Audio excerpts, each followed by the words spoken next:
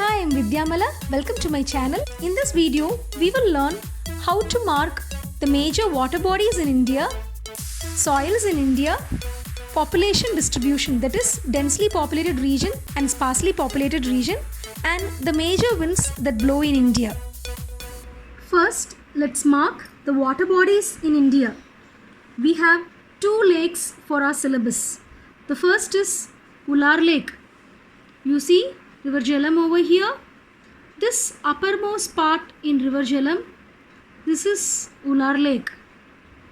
And here, just below Mahanadi River, you can already see a dot. That black dot is Chilka Lake. First is Gulf of Kutch. You see, this is Gujarat. We have two gulf here. This is one gulf and till here. Okay, like I always tell you, less is better. This is one more gulf. This is Gulf of Kutch. This is Gulf of Kambat. Small word first, then we go to big words. Like I usually tell my children, when you are in LKG, UKG and all, first you learn 2-letter words, 3-letter words like that, cat, bat, mat. And then when you come to first standard, second standard, you learn other big words like this, that, apple and all that. So first go for small word first, then big word for the next gulf. Let's mark the third gulf. You see, this is the tip of India where we have Kanyakumari. Draw a line till here. This is the Adams Bridge. So just below this, okay, only this part should be shaded. This is Gulf of Mannar.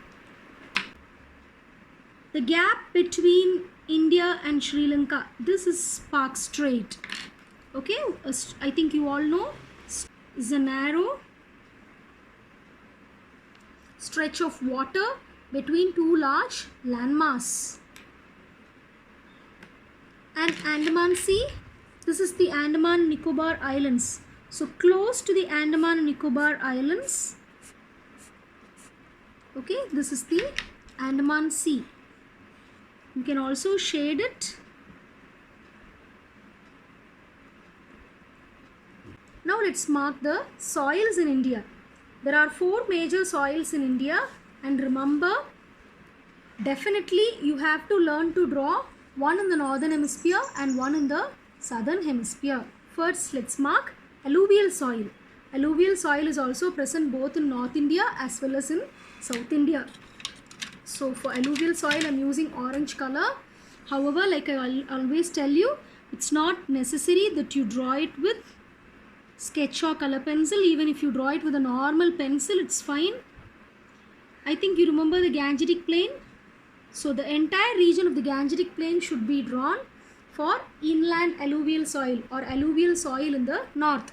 When it comes to South India, or when they ask you in the exam as deltaic alluvial soil, you mark the delta of these rivers Kaveri, Krishna, Godavari and our Mahanadi Delta. Okay. So these are the places for alluvial soil. Read the question paper properly and answer them. When deltaic alluvial or alluvial soil in the south is asked, you have to mark only the 3 places that I marked in these river deltas, the delta regions of these rivers. Whereas if they ask you alluvial soil in North India, you mark only this Gangetic Plain region.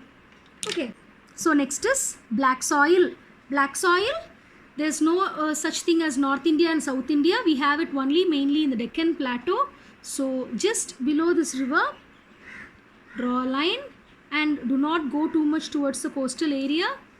Only up to this river Krishna, you finish it off and draw it as less as possible. Like I always say, less is always better. Okay, and shade this part fully. I'm using pencil itself to shade.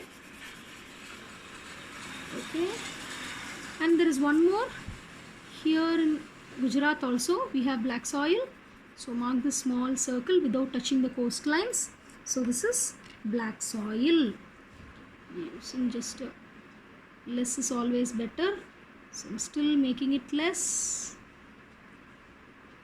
So this is, and then let's mark laterite soil.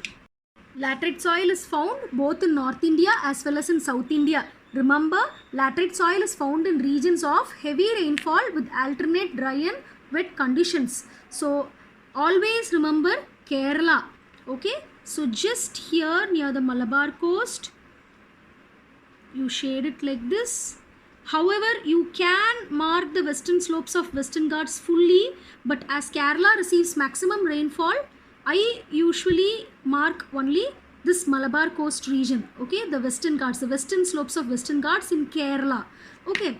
And when it comes to North India, remember the Garo-Khasi Jaintia hills that we marked on the arm of this Bangladesh, okay, just below, that is the southern slopes of Garo-Khasi Jaintia hills, this region just above the border of Bangladesh.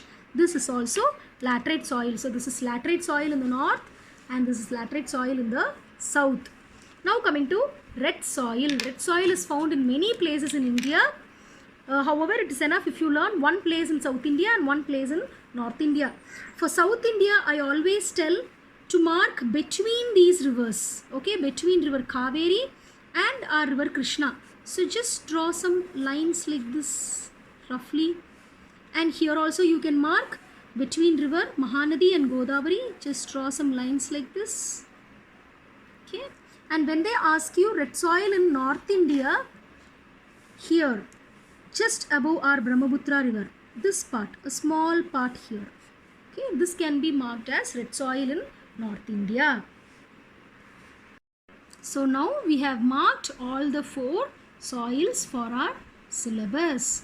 So draw a neat legend like this, a key for the map. So make sure your map is as neat and beautiful as possible.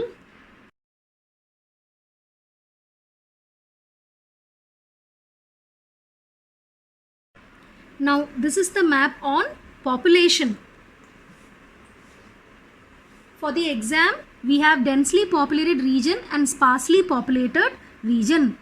For sparsely populated region, you can either mark the Ladakh region in the north, or in the west the Thar Desert region, and in the east Arunachal Pradesh.